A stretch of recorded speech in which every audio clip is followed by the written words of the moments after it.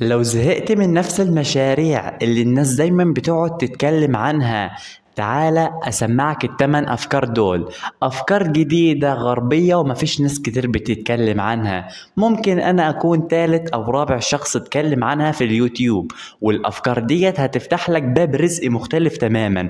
جاهزين؟ من غير مقدمة طويلة يلا بينا نشوف إيه هي المشاريع ديت. يلا بينا. أول فكرة مشروع صيانة وتحديث الأجهزة الذكية للجيل القديم. الناس الكبيرة في السن عندهم موبايلات حديثة بس مش عارفين يستخدموها صح. ابدأ مشروعك إنك تزورهم أو تعمل لهم شغل يستخدموا التكنولوجيا. تنزل تحديثات تحل مشاكل، تنزل برامج تنقل صور، والسعر بسيط يا باشا، وصدقني طلب عليه كبير جدا جدا جدا فوق ما تتخيل وتتصور. ازرع التكنولوجيا في عقول الناس الكبيرة في السن. اوكي. تاني فكرة مشروع تحويل الذكريات القديمة لحاجات رقمية. ازاي؟ الناس عندهم شرائح فيديو قديمة، كاسيتات، صور مطبوعة من ايام الابيض والاسود. ابدأ بخدمة تحويل الذكريات دي لحاجات رقمية. تسحب الصور، تصلحها وتعمل لها الوان، تعمل الصور الوان وتخلي الصور والذكريات وكأنها في الحقيقة. الموضوع ده تحفة وفي شغل كبير وكتير جدا، خاصة لو اتعلمت شوية فوتوشوب وبريمير. تالت فكرة مشروع إعداد مشروبات طبية وصحية متخصصة للطلبة.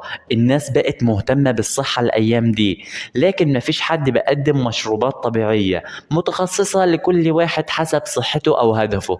تعمل مشروب للطاقة، دي للناس اللي بتشتغل وبتتعب، للجيم، للرجيم أو تحسين الهضم.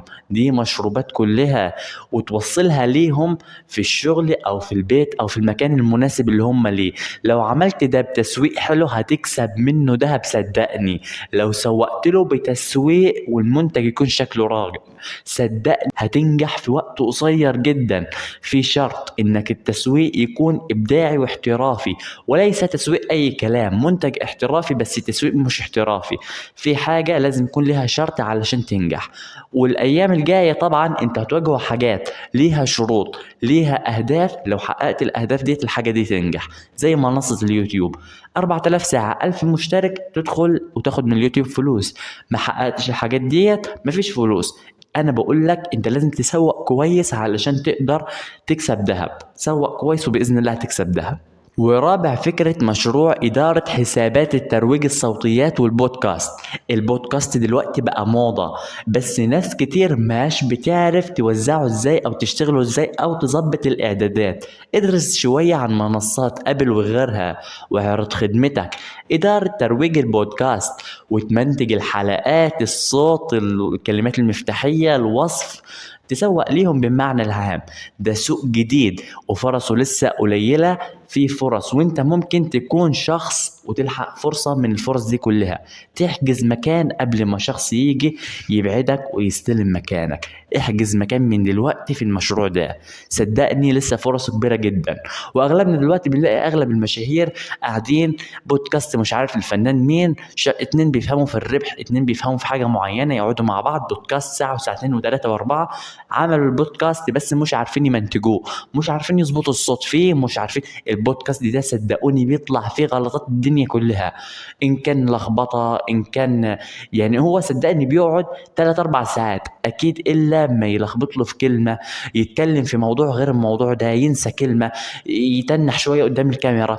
فزي كده الصوت ما بيكونش كويس، المايك بيكون هادي شويه، مش نفس الصوت. فده كله انا بقول لك احجز لك مكان قبل ما دورك يطير. احجز مكان في البودكاست، تظبيط الاعدادات. اهم حاجه تكون فاهم شويه في المونتاج، في حاجات زي كده، لان ده كله انت هتحجز مكان للمونتاج مش هتحجز مكان للإلقاء. تمام. خامس فكرة مشروع تصميم صندوق تجارب حسب الهوى. ازاي ده؟ ده مشروع بسيط بس عبقري. تعمل صندوق شهري يوصل للناس حسب هويتها. ده مثال، انا واحد بحب الزراعة، تبعت له ادوات بسيطة وجذور ونصائح وبذور قصدي. واحد بيحب الكتابة، تبعت له دفتر شيك وقلم حلو وتزين الدفتر وحاجات حلوة. الفكرة من الحاجة دي انه كل شهر تبعت تجربة كاملة يفرح بيها لأي شخص تكون مكسبه الصندوق العشوائي ده. هو مش عشوائي بس هو هيعتبره عشوائي، اما احنا عارفين ايه اللي فيه. تمام. بس اكيد انت هتسألني وتقول لي امال انا ازاي هربح فلوسي؟ يعني انا هقعد اوزع عليهم هدايا وخلاص؟ لا، انت هتعمل الحاجات دي على نظام تجارب بسيطة. تكتب لأي شخص بيحب الزراعة وكده يشترك، والمبلغ يكون 20 جنيه. انت ممكن تجمع وليكن 6000 جنيه. انا بقول لك الهدية اللي انت هتقدمها له او الخدمة اللي انت هتقدمها له، النصيحة هتكون احسن من الاداء. دي اول حاجة.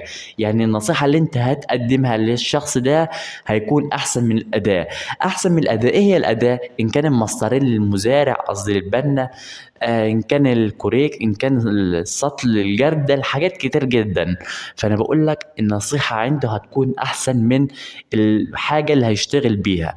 انت ممكن تجيب له حاجة ب20 جنيه، دفتر شيك مش عارف ايه، وتقدم له النصيحة لو هو مزارع: ازرع واشتغل بجهد اصل مش عارف ايه. تضحك عليه بكلمتين، تديه كلمتين للزراعة يفيدوه.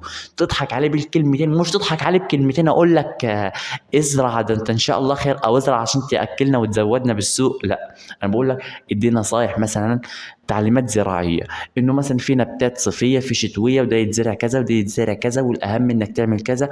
واغلب اغلب مثلا الحاجات بتموت معاك، النباتات بتموت معاك والسبب بيكون في حاجه معينه، حاجات زي كده. انت كده فعلا هتاخد من وقتك ممكن صفحة صفحتين كتابة، بس عنده النصيحة احسن من الاداة اللي هتقدمها له. اشتغل عليه. انت ممكن تجمع 6000 وتصرف 50 جنيه، انت كده ربحت وليكن مثلا خلينا نقول 5050 ممكن، او 5500 حسب الحاجة اللي هتقدمها له. وانت وشطارتك وانت وكرمك هتقدم له حاجة عالية حاجة واطية. بس انا من رأيي الشخصي الناس اللي اتعاملت معاهم يقدموا حاجة ب50 جنيه. انا ضربت المثال في المزارع والكاتب لان دول الاتنين اللي اتعاملنا معاهم. قدم له نصيحة، قدم للكاتب النصيحة اكتب واديه مثلا مواقع يبحث عنها للكتابة، واداه مثلا قلم ودفتر. المزارع اداه فأس كأنها زينة، مش فأس ينزل فيها حفير، لا فأس زينة تكون صغيرة حديد تقيلة شوية على كأس زي نظام الكأس بس كده. ما كلفتوش 50 جنيه، والنصيحة من شات جي بي تي وبس كده. قدم له النصيحة مقابل انه ده دفع 20 جنيه ودي دفع 20 جنيه. طب الحظ ازاي اعمله؟ عجلة تدور مش عارف ايه، انت اختار واحد عشوائي قدام الكاميرا قول ده اللي كسب معانا. تفتح تقول ده كان شخص مزارع وكسب معانا، بس كده. بس كده قدام الكاميرا عشان ترضي الناس كلهم. تنزل الفيديو، ترن على الشخص ده هدية ب50 جنيه. انت كده معاك ممكن تجمع ال10000 جنيه لو كل شخص دفع 20 جنيه بس كده. والمشروع رقم 6: فيديوهات واقعية للمغتربين. في ناس مغتربة ومشتاقة انها تشوف بلدها. ابدأ قناة او صفحة على اليوتيوب بتصور فيها فيديوهات قصيرة من الشوارع والاكل والاسعار والناس في نفس الوقت. تمام. وخليها مخصوصة للمغتربين. مش تجمع لي بين المغتربين والجيمنج او حاجة تانية، لا لا. وتقدر كمان تبيع فيديوهات حصرية او تعمل اشتراكات شهرية، ده احسن بكتير جدا من اي فيديو. الناس بتحن، وده مشروع عاطفي ومربح في نفس الوقت. المشروع رقم 7: مساعدة شخصية رقمية لكبار السن. ازاي دي بتتعمل؟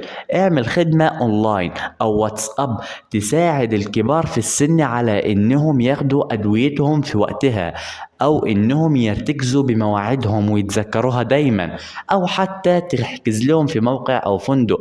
تقدر تبدأ بسهولة من خلال جروب واتساب او تبني تطبيق بسيط. ده مشروع فيه انسانية وفي نفس الوقت عليه طلب كبير جدا، وبتربح فلوس اكتر من المساعدات اللي انت هتساعدها لهم. عليه فلوس كتير جدا وكبيرة جدا. المشروع رقم 8 والاخير: تصميم جدول لتنظيم الوقت حسب الهدف. ناس كتير حابة تنظم وقتها بس مش عارفة.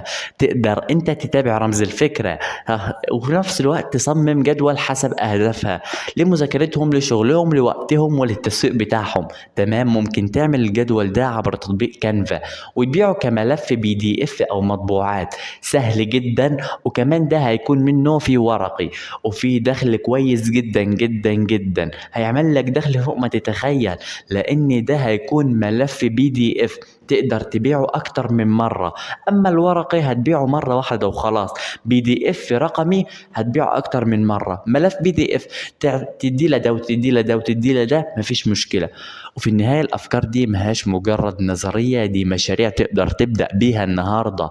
قول لي في الكومنتات أنهي الفكرة اللي شدت انتباهك، ولو عايز جزء تاني اشترك في القناة ودوس اللايك اللي هنا واشترك من هنا. واللي أي حد عايز يغير حياته شاركوا له الفيديو، ابعتوا له الفيديو، وما تنسوش الاشتراك في قناة رمز الفكرة وتفعيل زر الجرس.